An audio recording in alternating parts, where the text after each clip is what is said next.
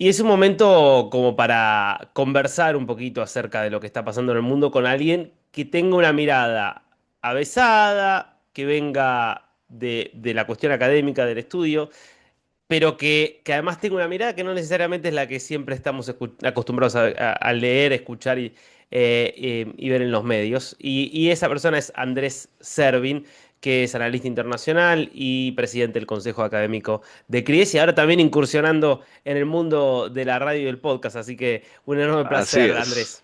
así es. Un gusto, Darío. Gracias por la invitación. Bueno, la verdad es que están pasando tantas cosas en el mundo, o por lo menos en la superficie parece que están pasando tantas cosas, que es difícil saber por dónde empezar para de alguna forma escuchar y entender un poco su opinión. Pero me interesa arrancar un poco con los movimientos que se han visto en la última semana, digamos, en torno a Rusia, Estados Unidos, un eje ahí interesante con la guerra en Ucrania de por medio. ¿Qué está viendo de los intentos que está haciendo Estados Unidos, Donald Trump, en este sentido, a partir de lo que pasó en Alaska, a partir de lo que pasó después en la Casa Blanca con todos los líderes europeos yendo a la mesa de Trump? ¿Qué está viendo de qué perspectivas y qué está mirando Rusia cuando ya han pasado 3 años y medio de la guerra en Ucrania?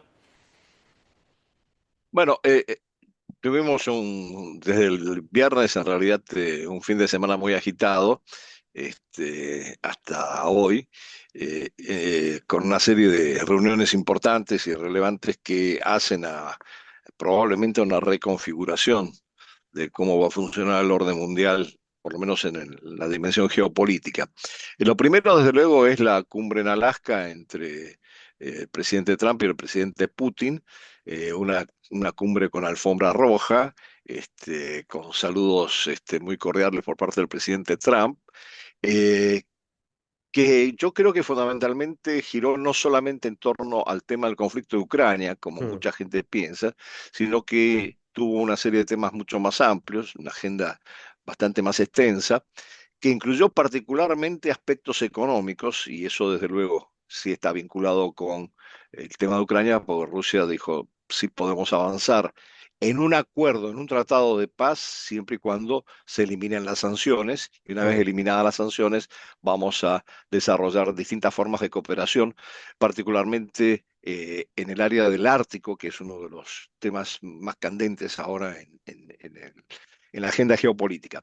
Y en tercer lugar, otro tema que quedó ahí opacado por la cuestión de Ucrania, no sé hasta qué punto se trató, porque bueno, fueron 3 horas y pico, pero estaban eh, los ministros y los asesores más importantes en esa área, que es el área de los misiles estratégicos, el control Mm. del armamento balístico y la renovación del START o no a partir del año 26.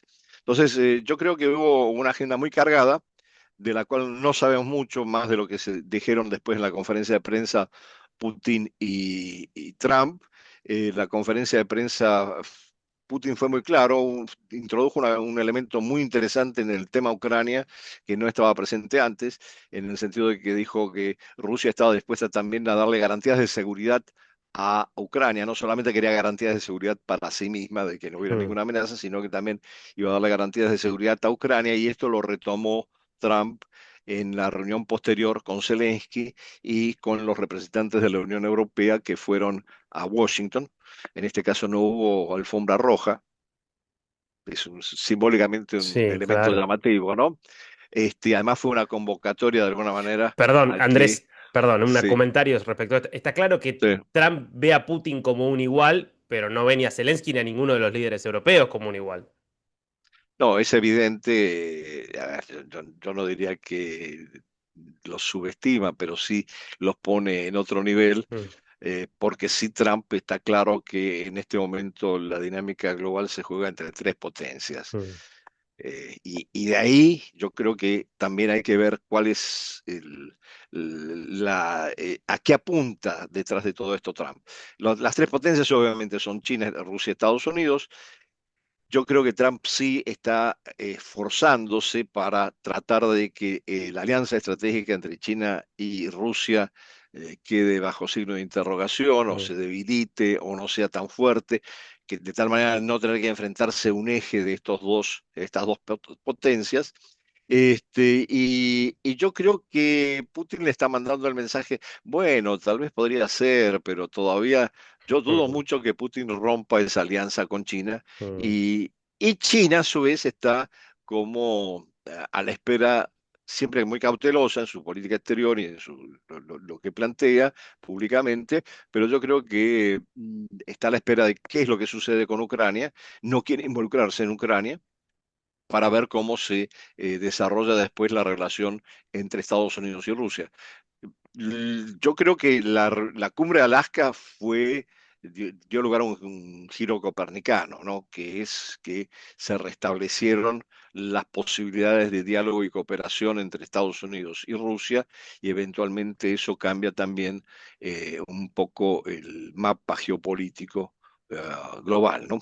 Ahora, está buenísimo esto que usted plantea de cuestiones que hacen un poco a relaciones estratégicas que de alguna forma se pusieron en evidencia Ujú. en las conversaciones y en los objetivos, ¿no? En esto de que Trump piensa en una relación de largo plazo con Rusia, que es algo que es diferente de lo que veníamos viendo, que claramente hay un objetivo de largo plazo en relación a, a cómo meter una cuña de alguna manera en ese eje China-Rusia, pero da la sensación de que el tema Ucrania es algo a resolver antes de poder profundizar en cualquiera de las otras cuestiones, o por lo menos es lo que hacen saber, y que Trump parece, digamos, muy decidido a que haya algún tipo de resolución a ese conflicto por diferentes razones. Él, bueno, no solo él dice que abiertamente quiere ganar el Premio Nobel de la Paz, sino que hasta él dijo en una entrevista que él quería ganarse el cielo. No, no sabemos si es verdad o no, Sí. pero parece estar bastante decidido a eso.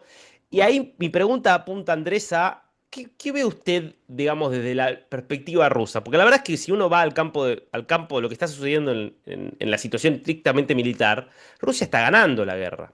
Y más allá de que las sanciones en su momento golpearon, la economía rusa se ha adaptado bastante bien a convivir con esas sanciones. Digo, entonces, en términos de incentivos, realmente para ceder en la guerra y decir, bueno, paro acá mi ofensiva, ¿qué tendría que obtener a cambio? ¿Puede Trump darle a Putin eso que Putin necesitaría para ello?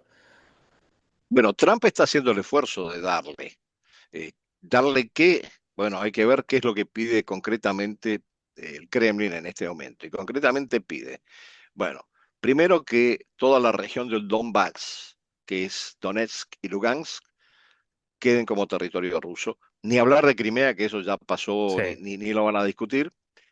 Y en todo caso, lo que ocupó Rusia en Zaporozhye y en Gerson, por lo menos hasta la línea de combate, eso quede también como territorio ruso. A cambio, sí, cede esas partes donde están todavía presentes las tropas ucranianas, considerando que está ganando la guerra, ¿no? Ujú. Y partes en el norte, en Sumi y en Kharkiv, pequeñas partes que ocuparon en su momento, y bueno, que eso lo podrían mantener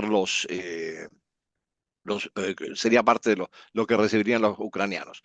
Entonces, eso en el plano de la confrontación bélica en sí. Ahora, más allá de eso, es fundamental, y eso lo ha planteado muy claramente Putin, y también recientemente lo ha planteado el ministro de Relaciones Exteriores, Lavrov.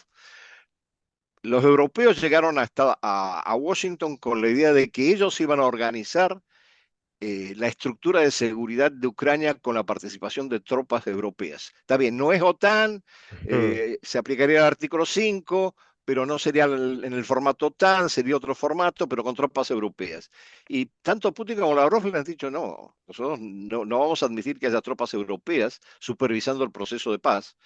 Y lo que estamos proponiendo es volver a lo que se había negociado en su momento en aquella reunión de Estambul a los 3 meses de empezada Mm. la guerra, y que era que sí hubiera algún tipo de control por parte de fuerzas de paz, pero que esas fuerzas de paz incluyeran o fueran manejadas fundamentalmente por las Naciones Unidas e incluyeran, por ejemplo, a China. Claro. Entonces, este es un aspecto que va a generar bastante tensión, y una discusión probablemente muy fuerte entre Putin y Zelensky si se da la relación, esa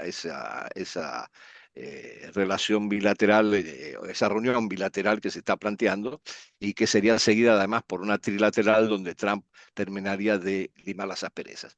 Y los otros aspectos que son importantes, ha cedido Putin en algunos aspectos de su planteamiento original, no está hablando de desnazificación, Mm, no está hablando de desmilitarización, no está objetando eventualmente la inclusión de Ucrania en la Unión Europea, pero sí muy claramente nada de OTAN mm, y está planteando otra cosa interesante desde el punto de vista más identitario, cultural, que el ruso sea el segundo idioma oficial de Ucrania, mm, que se reconozca el ruso como segundo idioma oficial de Ucrania, dado que la mayor parte de la población ucraniana sí es, o es bilingüe o es todavía hay bolsones rusófonos.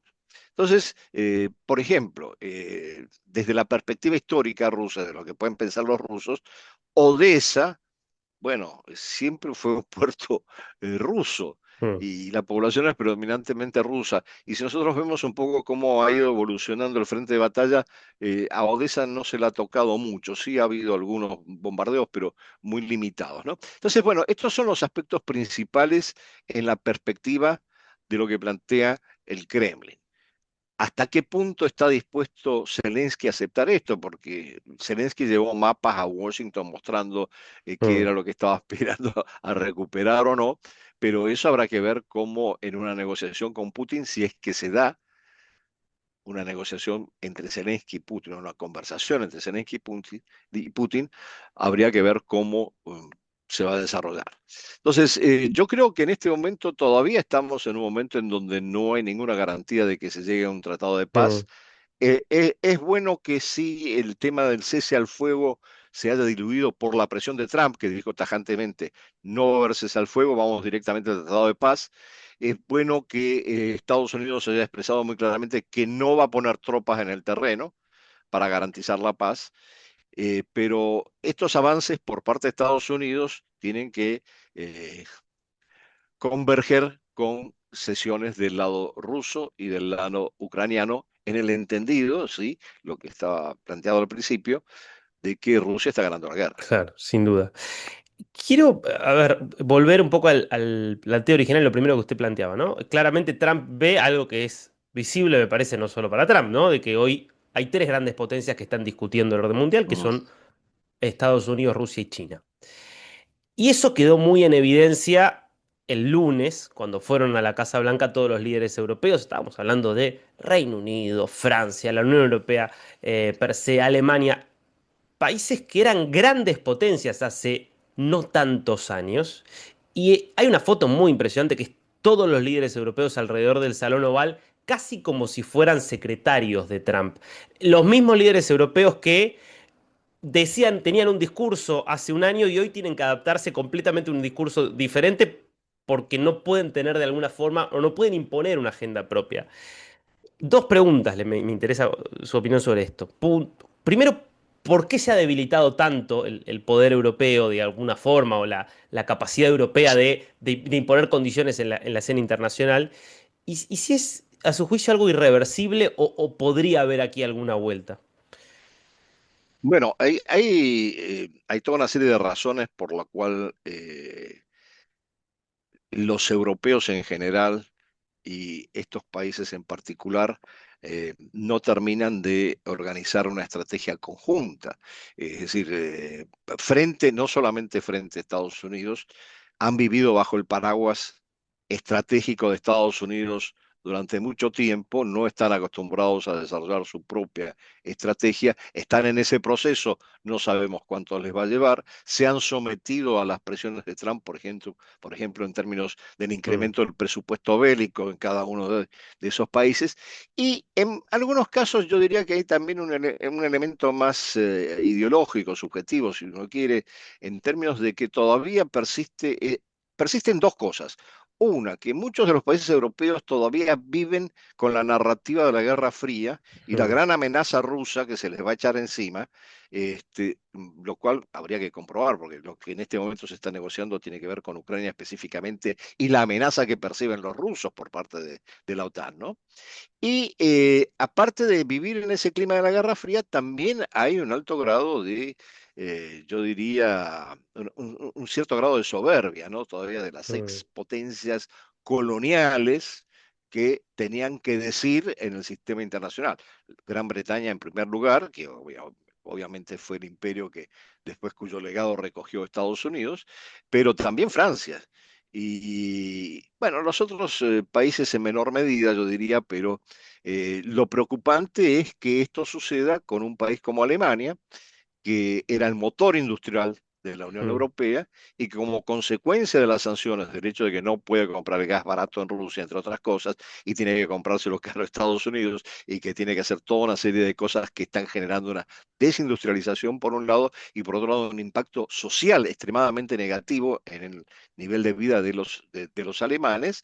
Lo curioso es que Alemania aparece con el señor Merz, con esta aspiración a poder incidir sobre la agenda de lo que se decida en torno a Ucrania, ¿no?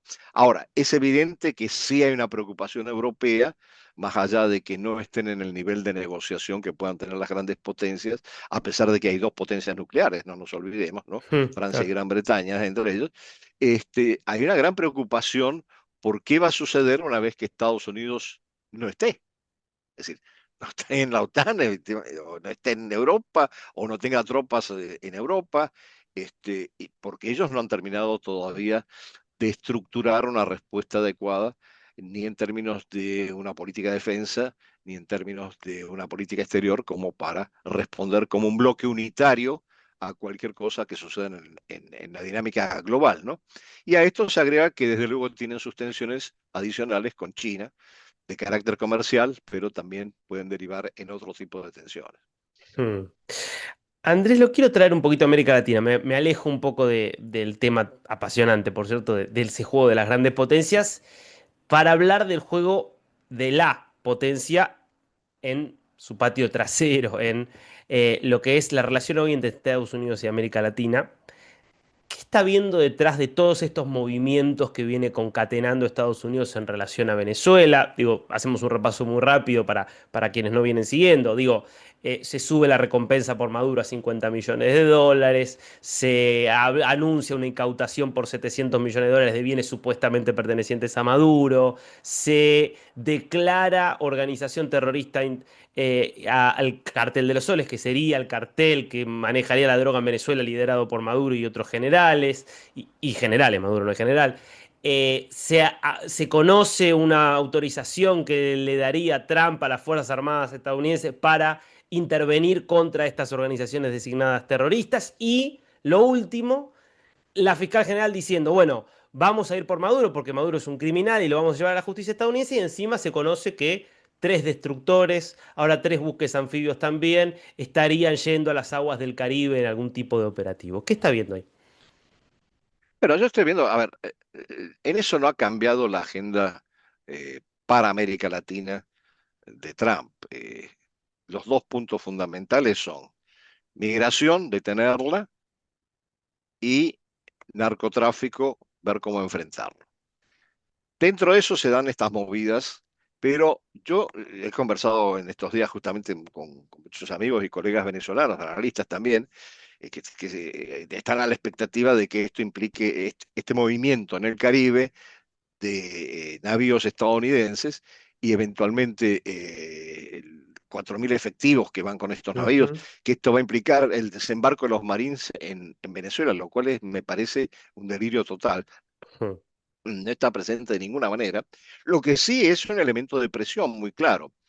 Pero y lo que pasa que habría que ver detrás de eso, porque por un lado están los 50 millones que se ofrecen por la cabeza de Maduro, pero por otro lado hay que ver cómo está evolucionando la explotación del petróleo en Venezuela por parte de Chevron, que tuvo ujú, que recurrir a nuevas autorizaciones eventualmente para poder seguir en eso. No sé en qué estado está en este momento, honestamente no estoy al tanto, pero me parece Perdón, que es un factor. Sí, acoto esto. En medio de sí, todo esto se le habían suspendido la licencia y se le dieron sí. nuevas licencias. O Y se la sea, dieron de nuevo. las tiene. Sí, Chevron está sí, volviendo a pero bombear petróleo y a vendérselo a Estados Unidos. sí, pero como que ahí quedó en suspenso después de que Mm, le dieron la licencia de nuevo.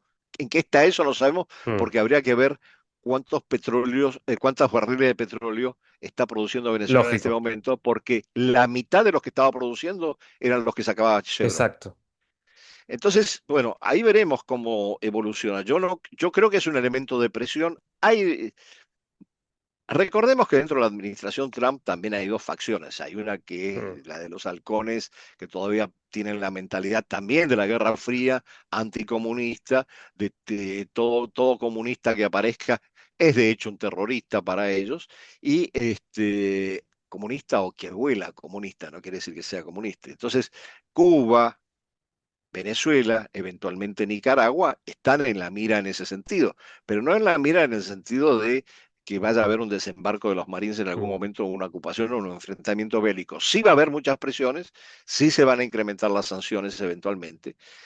Yo creo que en ese sentido, también, por un lado, países como Cuba están en la lona desde el punto de vista económico, les resulta muy difícil, con el bloqueo o sin el bloqueo, de todas maneras, por toda una serie de políticas que desarrollaron, salir de la situación en la que están, pero por otro lado también está en juego el juego geopolítico, valga la redundancia, a nivel global. Es decir, en la misma medida que están todavía presentes, son un elemento donde si no se distiende la situación con Rusia, Rusia puede empezar a mover sus fichas, que lo está haciendo de hecho, en Cuba o en Venezuela.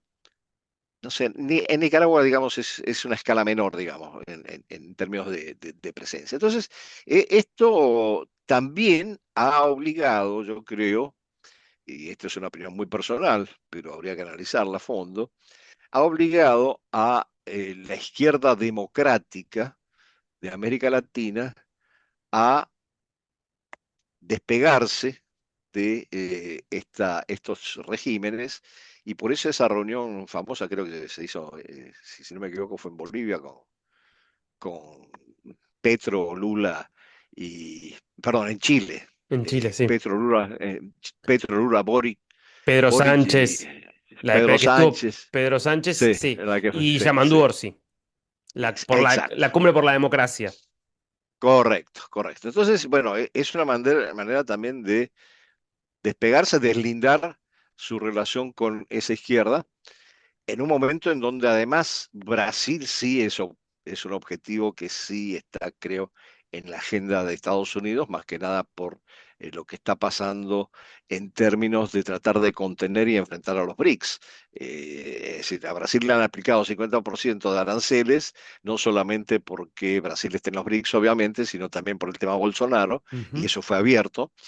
Pero, ¿qué ha generado eso? Que, por ejemplo, Brasil ha ido inmediatamente a hablar con la India, con Rusia, con China, a reforzar el potencial de los BRICS, a ver cómo hacen para frenar eventualmente las presiones de Estados Unidos, que en el caso de la India también están en el 50% de aranceles.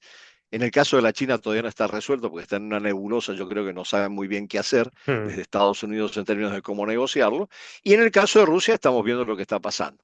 Sudáfrica quizás aparezca en un plano, en un segundo plano, pero también es un elemento dentro de esta reconfiguración que implica que hay un actor no muy homogéneo, pero un actor importante que está planteando a nivel global una reforma, por lo menos, de la gobernanza financiera global, que son los BRICS. Claro.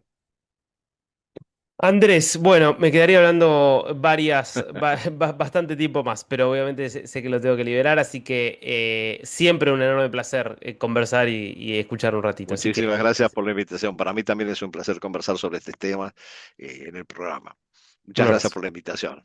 Un abrazo.